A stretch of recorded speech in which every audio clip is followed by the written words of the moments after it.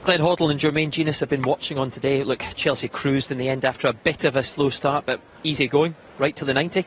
Yeah, I think they were slow starting, as Gary Cahill mentioned there, but that quality that they've got just came when they needed it. They got the first goal came just as the crowd were getting a little bit unsettled. Newcastle had a few ferries forward. They got themselves in the last third. Probably too many players forward for the first goal. Look, they leave themselves in the end 2v2. Clark should have gone in there a little bit tighter, and so Pedro cannot turn on it. But what a pass this is. This is the quality you're talking about. A good run from Hazard and absolutely perfect. Give him the confidence. Yeah, he's loved the cup competitions this season so far, Batshuayi. But defensive side of things, the way Rafa set Newcastle up today with the back three, they can't concede a goal like that, can they? At 0-0. No, it was a poor goal to concede. The second goal was almost identical as well, which they conceded. Players kind of out of position, not tracking back with the urgency that I think Rafa would expect. Actually, Clark does the right thing this time. He's in on top of Pedro, wins the ball. Now, once Clark has gone into that advanced position, number one, you've got to retain possession of the ball. That's the most important thing. And secondly, you've got to have players that are aware to cover your back. We've highlighted Haidara here because that's just not good enough for me. He can see that they're in trouble, and that's three-quarter pace. That's not sprinting back to try and help out your side. And as Glenn said, from Michy Batshuayi's point of view, got himself into a great position. Got a little bit of pure effort there. No, that's pure effort, and also I don't think Newcastle really knew how to play that back three and wing backs with the ball or without it. More importantly, when you're playing against a quality team without it. So he was constantly out of position. But you see Clark go in there. The second time he goes in, but then when he wins it, he goes in front of the ball. He should have just supported the ball from behind, and there's not a problem. And they're the little things. If you get wrong against top quality, you're punished. 2 goals for Batshuayi on the day. Let's just, I guess, look back on his full 90 minutes, his full time on the pitch today, Jermaine, because at the start, well, it was sloppy, it was a bit slow from him, and you were wondering, was a lack of confidence? Yeah, it was a bit sloppy, but I think, as Gary Cahill mentioned, I think that sloppiness was throughout the whole squad, not just Michy Batshuayi. There were just certain incidents where you're thinking, go on, just plant your feet, get hold of it, bring people into play. But that's what happens sometimes when you're not playing on a regular basis. But he grew. As soon as he got that goal, you could see within himself the confidence grew. The players were trying to find him far often. He was making the correct runs, and good runs at that. And he was prepared to take more responsibility. And I thought, Glenn, that his performance as a whole just really grew. I don't think it started 2 games in a row for Chelsea. Glenn, does he now deserve a run in the team, particularly with Morata out injured? I guess it depends what happens in this window. Yeah, I think if anyone else comes in, he'll be very disappointed. But at least he's doing his job. He's putting the ball in the back of the net, and he's playing with a bit. It's good to see a player not start so well, but not turn it in, not have the confidence to turn his game round. And he turned his game round terrifically. He's ended up with 2 goals, and he was playing at his very top level then. We haven't seen the best of him yet. There's a player in there waiting to come out even more, but he's got to be given the chance. But will Antonio Conte give him the chance going forward? What do you think? Are we going to see a lot of him this season? Is he going to be here after January? He might have to. I think the situation is they're trying to get obviously somebody through the door, but if they don't, then Michy Batshuayi might be somebody he has to really kind of instill that confidence into. And fair play to Batshuayi, because he'd obviously have a good understanding that the manager's trying to bring somebody in and loan him out. And as Glenn said, it's all about attitude then at that point. And I don't think you can ever question his attitude. Confidence sometimes has been a bit low, but he always gives 100%, and today was another example of that. Would you rely on him on a big Premier League game? Well, that's the problem. Against Arsenal, I think Conte, no disrespect, he did well against Brighton. He's done well today. He's done well, particularly in the FA Cup. But if there's a Champions League, Barcelona coming, will he be? Is that where Conte? I think Conte wants more quality to be brought into this squad, to catch your Cities, to catch your Uniteds in the depth that he's got. That's what he's wanting, and I don't think he sees this lad as somebody at the very, very top. Do you think it's as simple as then one striker comes in, then one goes out? Possibly, yeah. I think a manager wants players in. If you can get them in and get your bodies around you, you're nice and secured. But if one has to go out, then so be it. But they're certainly still looking at trying to bring someone in, aren't they? I think Dzeko is the one that they're talking to. Yeah, we'll see. Roma are playing later on BT Sport. We'll see if he starts, see if he's involved in that game. But would Dzeko be the right move when you see what Batshuayi can do?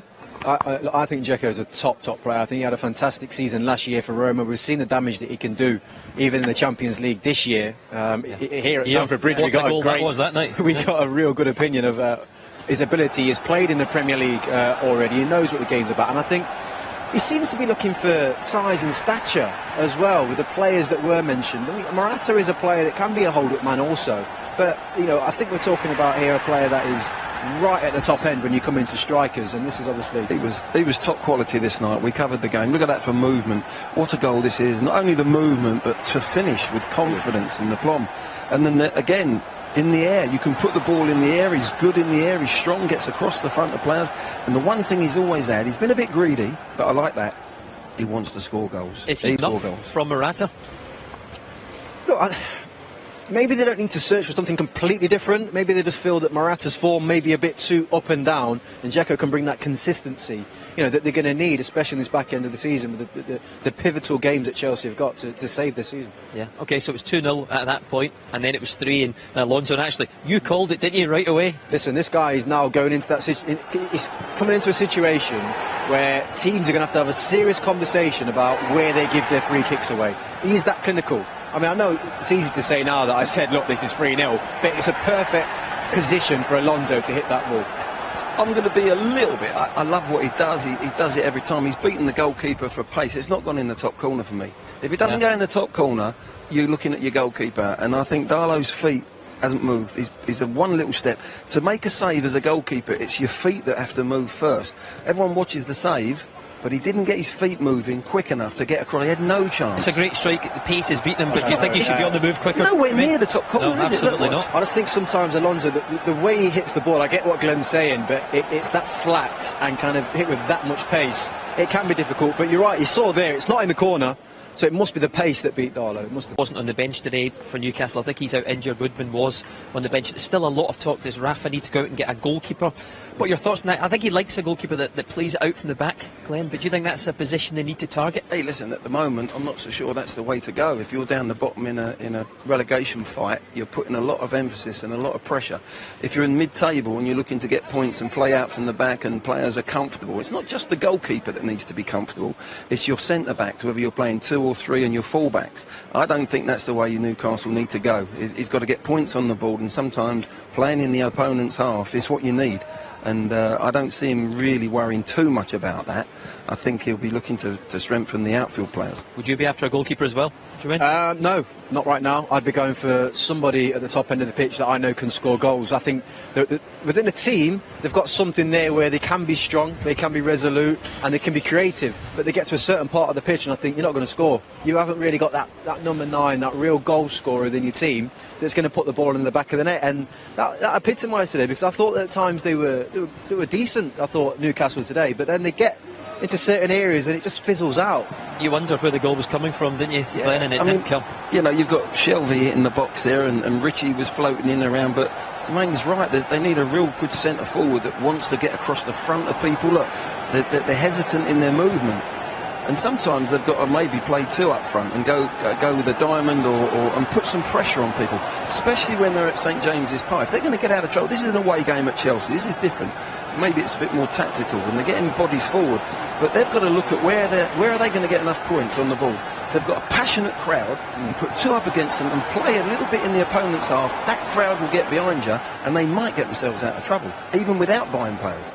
Gale doesn't look as if he's going to get a goal at the moment, does he? Hoslu off the bench. Perez not involved today, but lack of depth there. Not a lack of numbers, but a lack of depth, do you think? Look, I think it's clear as day, that this Newcastle squad is a weaker squad than they've had in the past. It's as simple as that.